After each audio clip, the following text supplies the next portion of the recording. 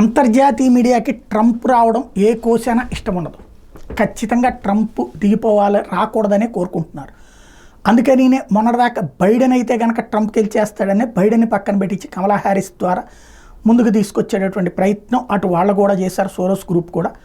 ఇప్పుడు ఇక ట్రంప్కి ఉన్నటువంటి ఏకైక ఆయుధం ఎలన్ మాస్క్. ఇప్పుడు ఆ ఎలన్ మాస్క్కి ఒక అరుదైనటువంటి అవకాశం ఇస్తానన్నాడు ట్రంప్. ప్రభుత్వంలో కీలక పాత్ర ఇస్తానన్నాడు. ఈ నేపథ్యంలోనే కావచ్చు, లేదా ప్రపంచ మీడియాని దెబ్బ కొట్టడానికి ఎలన్ మస్క్ ట్రై చేస్తున్నట్టున్నాడు. ప్రతి పూట అంతర్జాతీయ మీడియాలో ఉన్నటువంటి డొల్లతనాన్ని హైలైట్ చేస్తూ ట్రంప్ విషయంలో రాస్తున్న నెగిటివ్లు, కమలా హ్యారిస్ని నెత్తినేసుకొస్తున్నటువంటి విషయాలు, వీటిని పెడుతూ నిలతీయడం ప్రారంభించాడు. అన్ని పత్రికలకి ప్రపంచవ్యాప్త సర్క్యులేషన్ ఎంత ఉంటుందో దానికి 10 అంతర్జాతీయంగా దీనికి ఉంటుంది.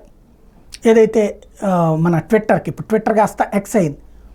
జాగ్రత్తగా తను క్యాప్చర్ చేసింది అందరూ అనుకుంది బిజినెస్ అనుకున్నారు. కాదు, ప్రపంచపు ప్రజల ఆలోచన తీరుని, భవిష్యత్ రాజకీయాన్ని శాసించాలనుకుంటున్నాడు అతను. ప్రపంచ మీడియా మీదన వ్యతిరేక ప్రచారం, వాళ్ళ లోపాలని రైట్ చేస్తూ చర్చకి తెరతీస్తూ సక్సెస్ అవుతున్నాడు.